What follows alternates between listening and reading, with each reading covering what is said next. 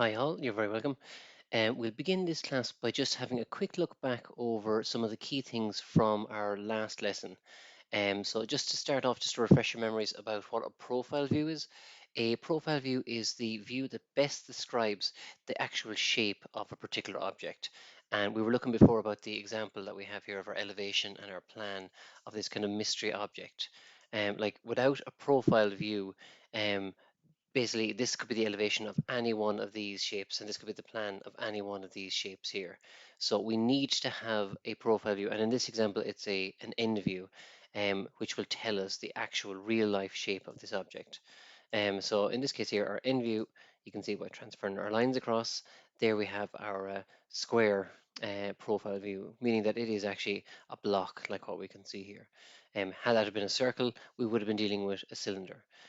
So that's what a profile view is.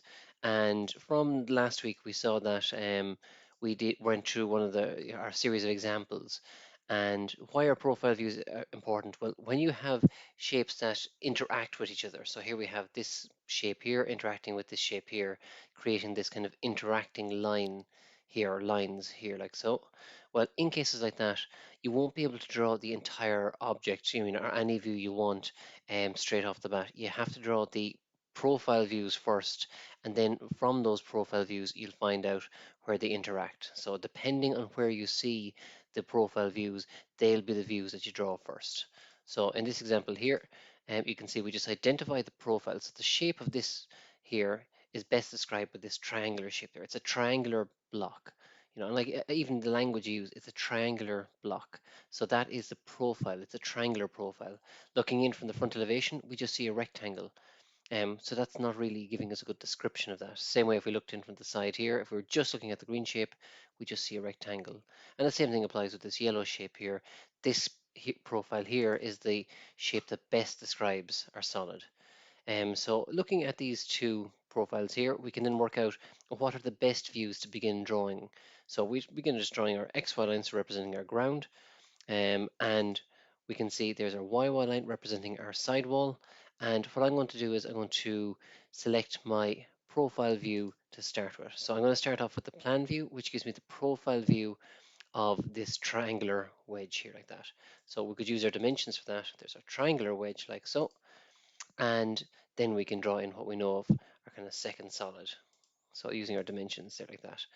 So that's our plan view that I began with this time. Remember, when we're tying our views together, we have our XY line representing the ground in our elevations. It represents the back wall in our plan view. And then we have this YY line here representing the side wall. So looking at my object from the left-hand side here, I'm going to see this profile view. So I'm going to put my end view here like that. And the way we connect the views together is with our 45-degree lines from where the YY line here crosses the XY line. So the back of our object here is going to end up here. So this is the back of our object. This is the distance we are out of the wall here. This is the same distance. So our 45-degree line here transfers our distances across.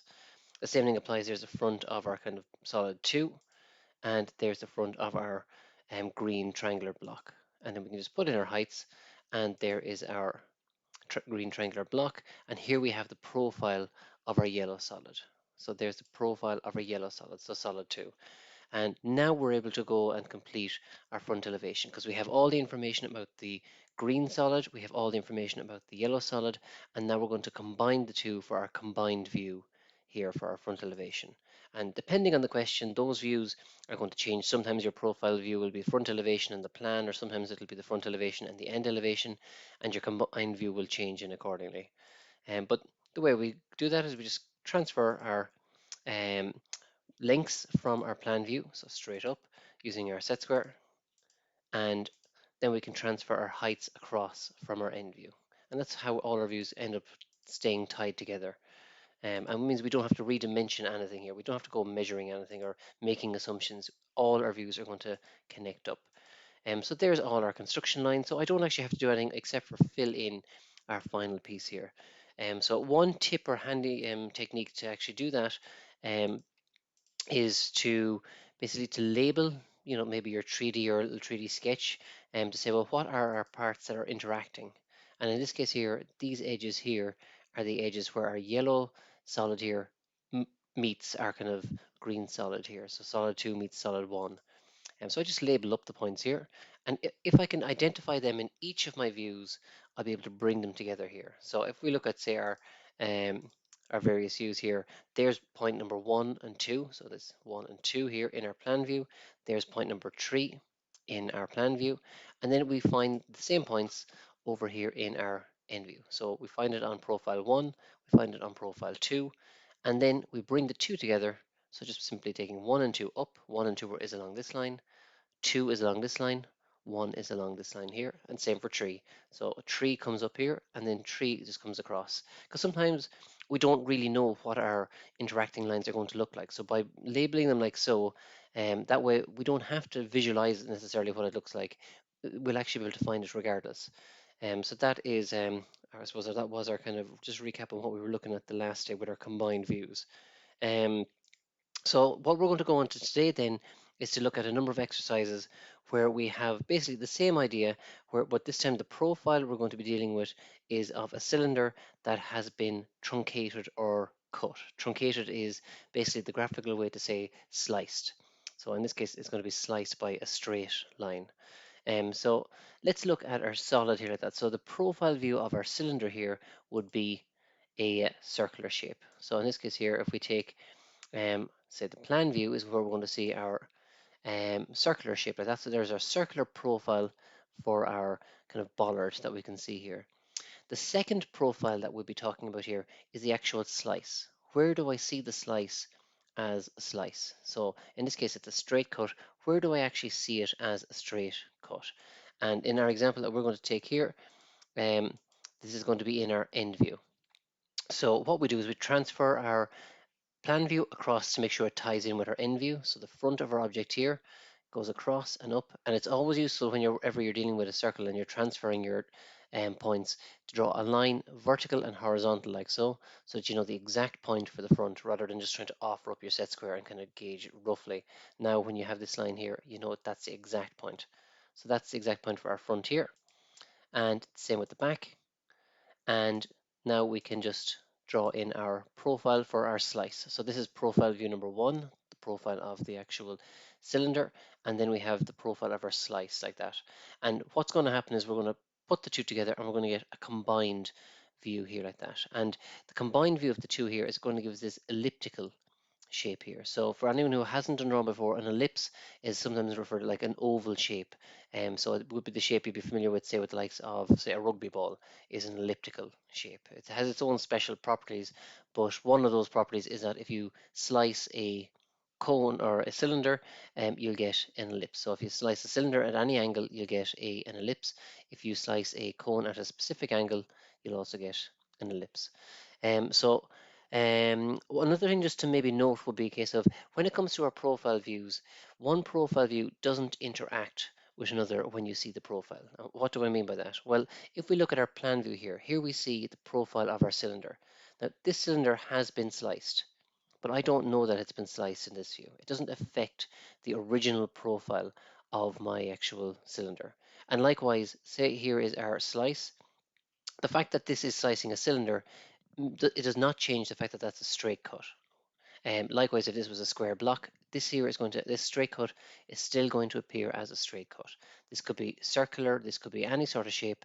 If that's a straight cut, if this is the profile view of that straight cut, this is where it's still going to appear as a straight line, no matter what shape it's cutting through. The way I like to think of that is a saw blade. It doesn't matter if you're cutting a piece of dowel or if you're cutting a square piece or if you're cutting a piece of molding or a piece of skirting board, your saw blade is going to remain straight. It's going to be a straight cut. Um, so now let's bring the two together into our combined view, which is where we do see this interaction. So we don't have any natural edges on our circle. So what we're going to do is we're going to break him up using our 60-30 set square into just a number of convenient pieces. So the way we do that normally is going with our 30-degree set square.